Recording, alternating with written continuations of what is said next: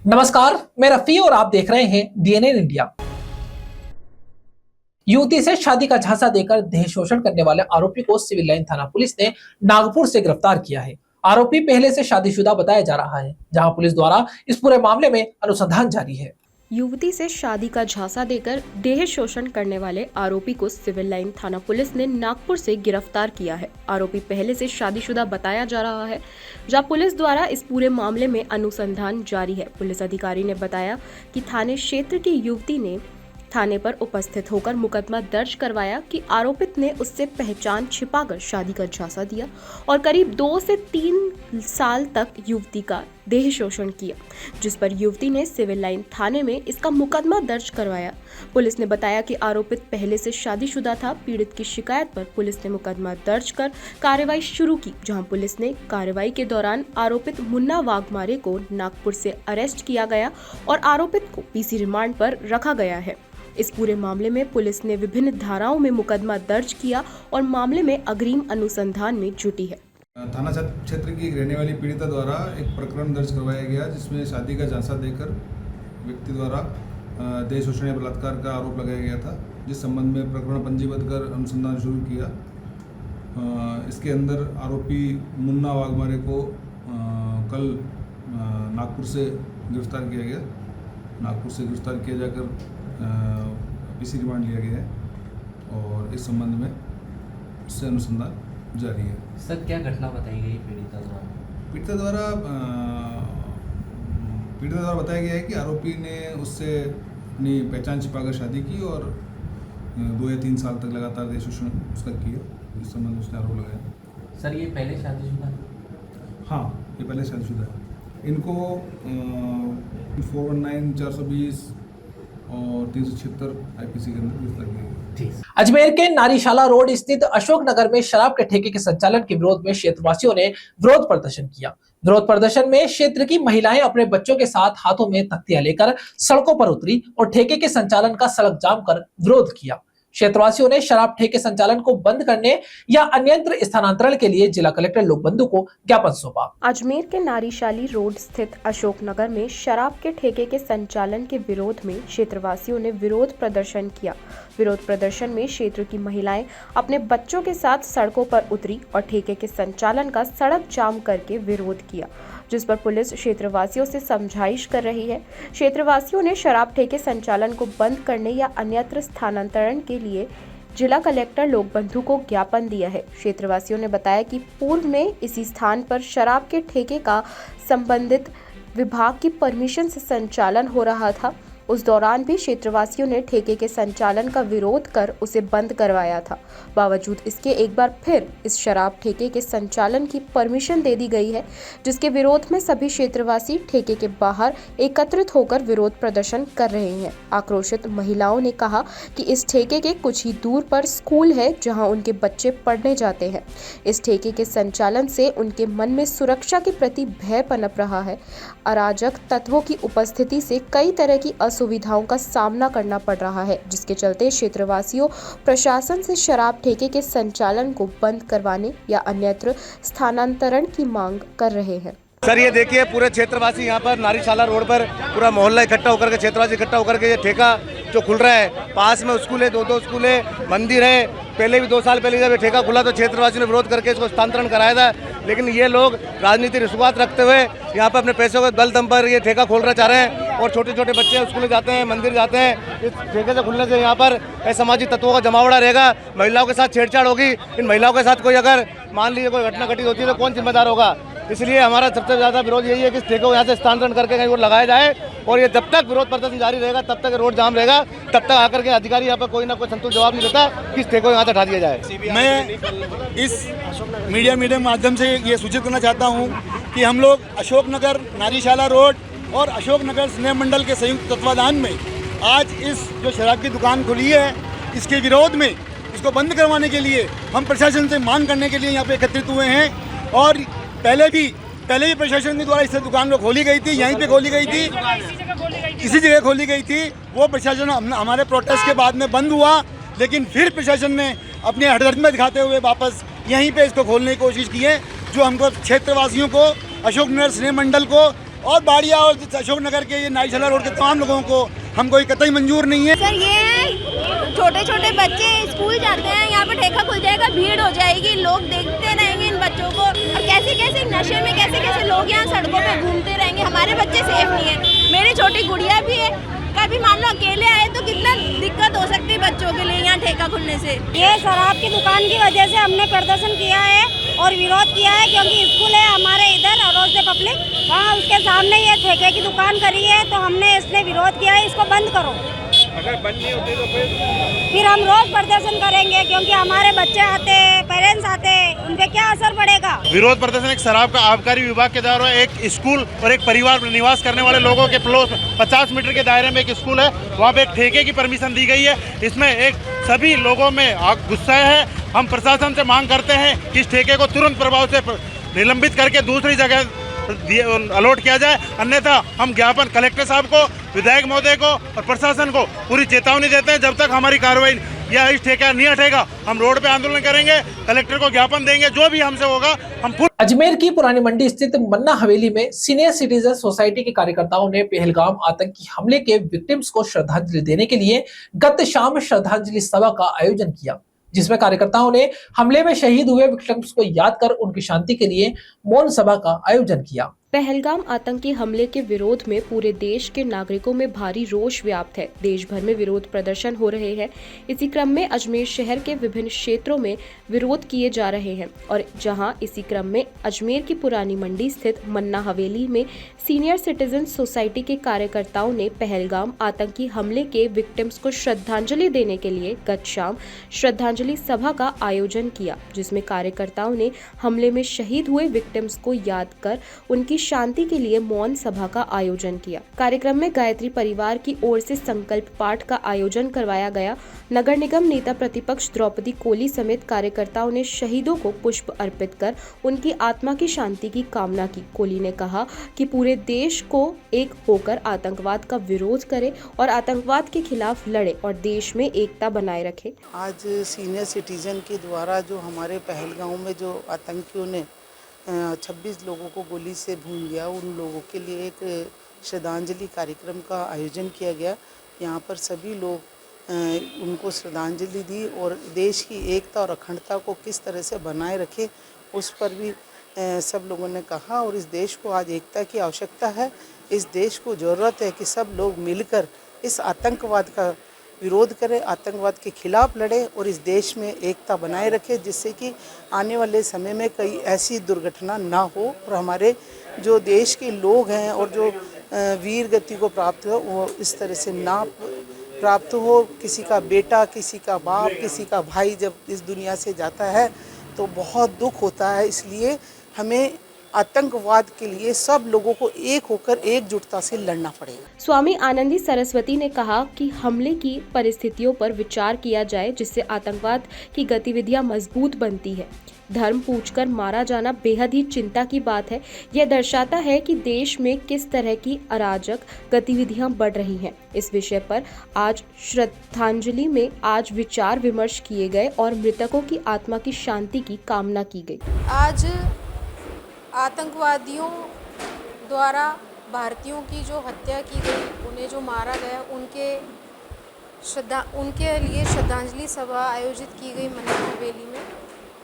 मूल विषय यही था कि देश की उन परिस्थितियों पर विचार किया जाए जिनके कारण ऐसे आतंकवादी गतिविधियां मजबूत बनती हैं, सामान्य लोगों को शिकार बनाती हैं, देश के स्वाभिमान पर आघात करती है, उसकी आत्मा पर प्रहार करती हैं।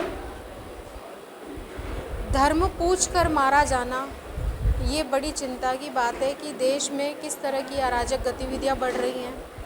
समाज विशेष के लोग किस तरह की चीज़ों को समाज में उत्पन्न कर रहे हैं और समाज में किस तरह का विघटन हो रहा है, जिसकी वजह से आज अकाल मौत इन लोगों को मरना पड़ा। इसी विषय के ऊपर बातचीत रही। श्रद्धांजलि सभा में उनके लिए प्रार्थना की गई, सूक्ष्म कीर्तन किया गया, लोगों की चेतना को जागृत किया गया कि इस तरह की परिस्थितियां ना हो। इसीलिए प्रत्येक मनुष्य को जागृत होना कितना आवश्यक है, शक्तिशाली बनना कितना आवश्यक है। जब घोर अंधकार आता है तो वही समय होता है जागरण का। ये घोर अंधकार का समय आया है, इसमें कितने जागरण की आवश्यकता है, प्रत्येक मनुष्य को कितना जागृत रहना है, हिंदुओं को कितना संगठित होने की ज़रूरत है, कितना सामान्य लोगों को, चाहे पश्चिम बंगाल हो चाहे जम्मू कश्मीर हो, हिंदुओं को ही टारगेट किया जा रहा है। हिंदू होना क्या गुनाह है? हिंदू होना क्या गलत है? आज हिंदुओं के ऊपर, उनकी अस्मिता के ऊपर चुन चुनकर लोग प्रहार कर रहे हैं। तो ये इस विषय को समझना, इस विषय पे लोगों को जागृत करना बहुत आवश्यक है। आज पहलगाम में हुई आतंकवादी घटना में मारे गए और हमारे जो पर्यटक बंधु, हमारे देश के जो बंधु हैं, उनको श्रद्धांजलि देने के लिए आज ये कार्यक्रम हुआ। गायत्री परिवार ने ये आग्रह किया कि हम इन सब परिस्थितियों को ठीक करने के लिए क्या करें, और इन परिस्थितियों को ठीक करने के लिए आज जो है 18 संकल्प, जो गायत्री परिवार का सत्संकल्प है, उसका पाठ किया गया और सबको संकल्प करवाया गया कि हमको इस देश में एक अच्छा नागरिक बनना है, अच्छा समाज बनाना है, अच्छा राष्ट्र बनाना है, और उसके लिए हमें अपने आप को बदलना है। इससे हम प्रारंभ करें। 23 अप्रैल को पहलगाम में जो निर्दोष 27-28 हमारे व्यक्तियों की, देशवासियों की गोली मारकर हत्या कर दी गई, वो निश्चय ही पाकिस्तान प्रायोजित आतंकवादियों की गतिविधि थी, जिसका हम घोर विरोध करते हैं। हम सीनियर सिटीजन सोसाइटी अजमेर के सभी सदस्य इस बात के लिए माननीय प्रधानमंत्री जी से आग्रह करते हैं कि वो इस पर कठोर से कठोर कार्रवाई करें और ऐसा हमें आश्वस्त करें, हम सारी अजमेर भारतवासियों को, कि वो इस तरह की गतिविधियाँ उनकी पुनरावृत्ति ना हो। मैं Krishna Kumar Gaur, senior citizen society Ajmer से, इसके निमित्त हमने एक श्रद्धांजलि सभा यहाँ मन्ना हवेली धौलाबाटा में रखी थी शाम को 6 बजे से। इस श्रद्धांजलि सभा में आज आके सभी ने अपना दुख और क्षोभ व्यक्त किया और हमारे बहुत से अतिथियों ने आया, उन्होंने बताया भी अपने बारे में, संस्था के बारे में उसका। हम यहाँ रुकते एक छोटे से ब्रेक के लिए, जल्द हाजिर होंगे खबरों के नए सफर के साथ। कैंसर बीमारी ही ऐसी है, चिंता तो होगी ना। लेकिन अब अपनी चिंता को बदलो विश्वास में, क्योंकि आदिनाथ कैंसर मेडिसिटी में है रेडियोथेरेपी, कीमोथेरेपी और कैंसर सर्जरी के उपचार के साथ आधुनिक सुविधाएं भी। विजिट करें आदिनाथ कैंसर मेडिसिटी एट चाची आवास Ajmer.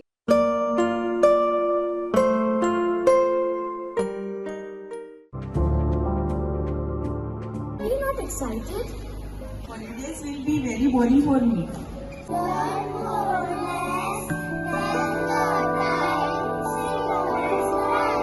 And off for using black rice and sugar.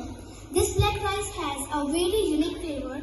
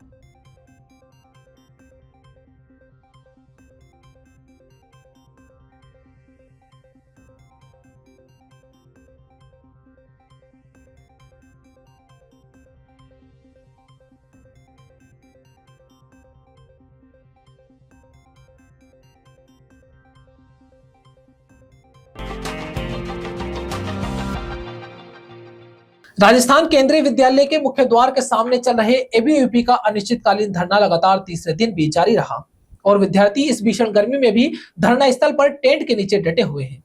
आज एबीवीपी के प्रांत मंत्री लोधा धरना स्थल पर पहुंचे तथा विद्यार्थियों के साथ धरने पर बैठे। इस दौरान विद्यार्थियों ने प्रदेश मंत्री को विश्वविद्यालय की अनेक समस्याओं व प्रशासन के तानाशाही रवैये से अवगत कराया। राजस्थान केंद्रीय विश्वविद्यालय में मुख्य द्वार के सामने चल रहा एबीवीपी का अनिश्चितकालीन धरना लगातार तीसरे दिन भी जारी है और विद्यार्थी इस भीषण गर्मी में भी धरना स्थल पर टेंट के नीचे डटे हुए हैं।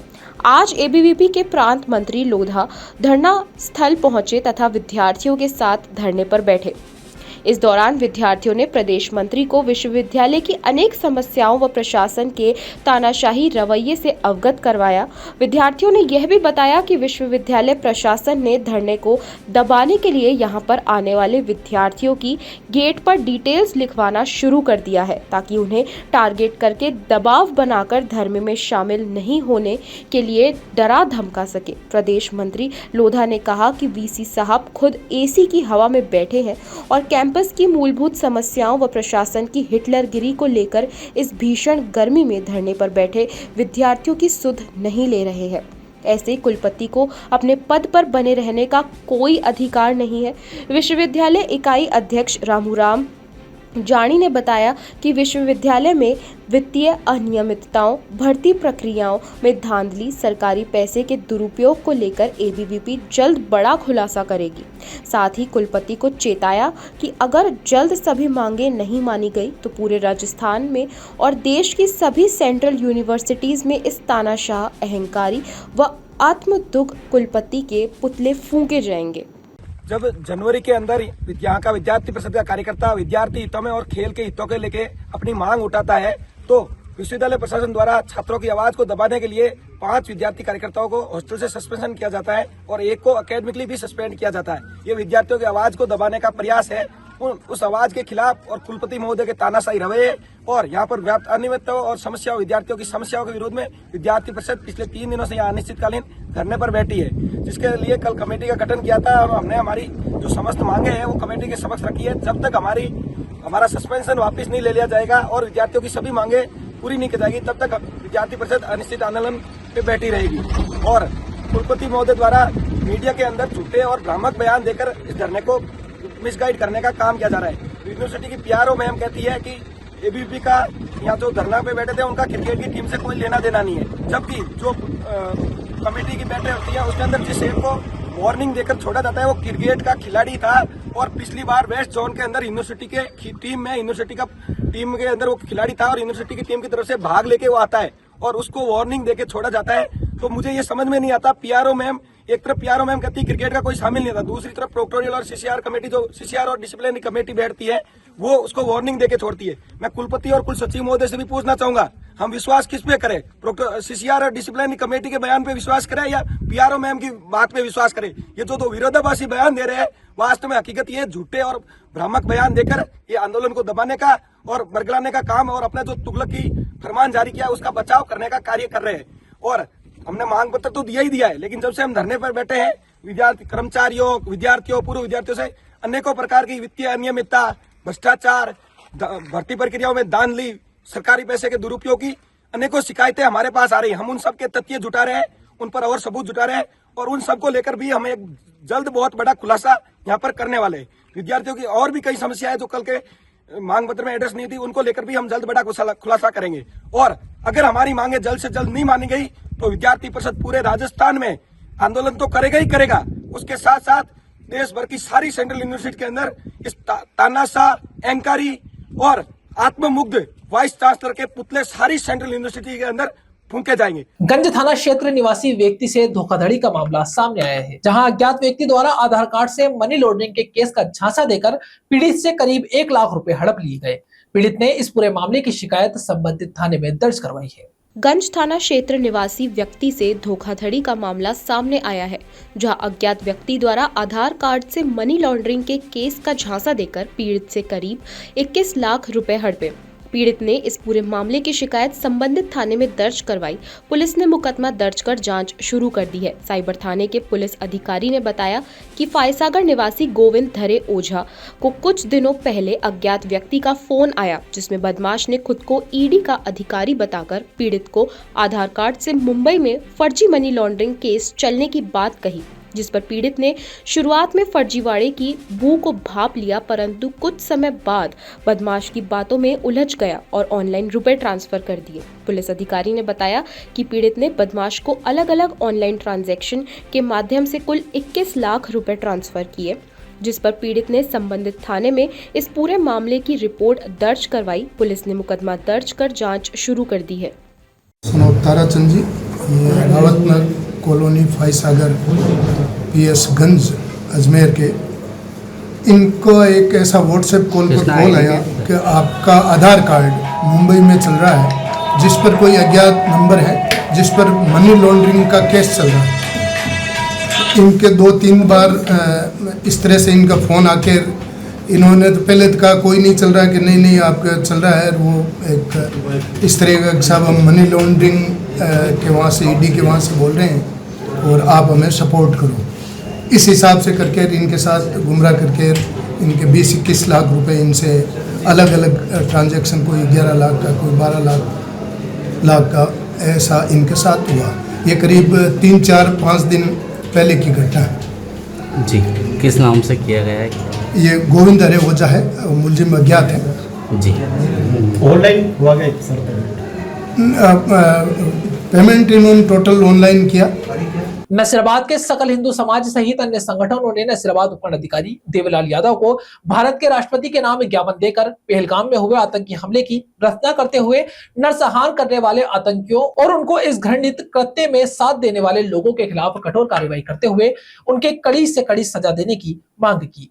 नसीराबाद में सकल हिंदू समाज सहित अन्य संगठनों ने नसीराबाद उपखंड अधिकारी देवीलाल यादव को भारत की राष्ट्रपति के नाम ज्ञापन देकर पहलगाम में हुए आतंकी हमले की विरोध करते हुए नरसंहार करने वाले आतंकवादियों और उनका इस घृणित कृत्य में साथ देने वाले लोगों के खिलाफ कठोर कार्रवाई करते हुए उन्हें कड़ी से कड़ी सजा देने की मांग की है। शुक्रवार को स्थानीय सकल हिंदू समाज के लोग फ्रामजी चौक स्थित शहीद स्मारक पर एकत्र हुए और वहां से रैली के रूप में मुख्य बाजार होते हुए उपखंड कार्यालय पहुंचे और पहलगाम दुखांतिका मामले में देश की राष्ट्रपति श्रीमती द्रौपदी मुर्मू के नाम ज्ञापन देकर आतंकवादियों के खिलाफ कठोर कार्रवाई करने की मांग की है। सकल हिंदू समाज के संदीप अग्रवाल और विश्व हिंदू परिषद प्रखंड अध्यक्ष जसवंत सिंह गुर्जर ने बताया कि पहलगाम में आतंकवादियों द्वारा जो घृणित कृत्य किया गया वह घोर निंदनीय है तथा ऐसे कृत्यों की पुनरावृत्ति न हो,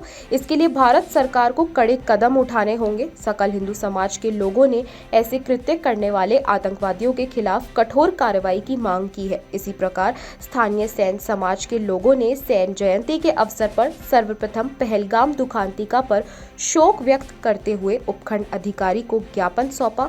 वहीं सुबह 11 बजे समस्त मुस्लिम समाज द्वारा उपखंड अधिकारी को ज्ञापन देते हुए बताया कि नसीराबाद का समस्त मुस्लिम समाज जम्मू कश्मीर के पहलगाम में हुए आतंकी हमले की कड़ी शब्दों में निंदा करता है और मरने वालों, घायलों और उनके परिवारजनों के दुख में बराबर का शरीर है। यह हमला मानवता को शर्मसार करने वाला है तथा यह हमला भारत एवं सभी भारतवासियों पर किया गया हमला है।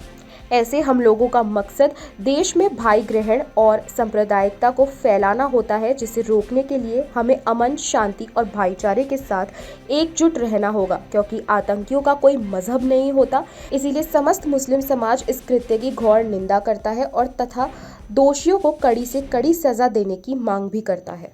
सकल हिंदू समाज नसीराबाद की ओर से पहलगाम में जो पर्यटकों पर आतंकवादी हमला हुआ और धर्म देखकर जिस प्रकार की नृशंस हत्या की गई है, उसका नसीराबाद के सभी नागरिक पुरजोर विरोध करते हैं। आज सभी लोग शहीद स्मारक पर इकट्ठे हुए और जो शहीद हुए हैं उनको हमने श्रद्धांजलि दी। उनकी मोक्ष कामना के लिए हमने 2 मिनट का मौन रखा और आज हम बाजार में सब एकत्रित होकर और एक समूह में होकर और पाकिस्तान के विरुद्ध कार्रवाई करने की मांग को लेकर, आतंकवाद के विरुद्ध कार्रवाई करने की मांग को लेकर हमने SDM साहब को ज्ञापन दिया है। महामहिम तक हमारा ज्ञापन पहुंचा है और भारत सरकार से हम मांग करते हैं कि आतंकवाद के खिलाफ कठोर से कठोर कार्रवाई करे और जो आतंकवाद का जनक है पाकिस्तान, उसके विरुद्ध भी प्रभावी कार्रवाई करे ताकि वापस ऐसी घटनाओं की पुनरावृत्ति नहीं हो।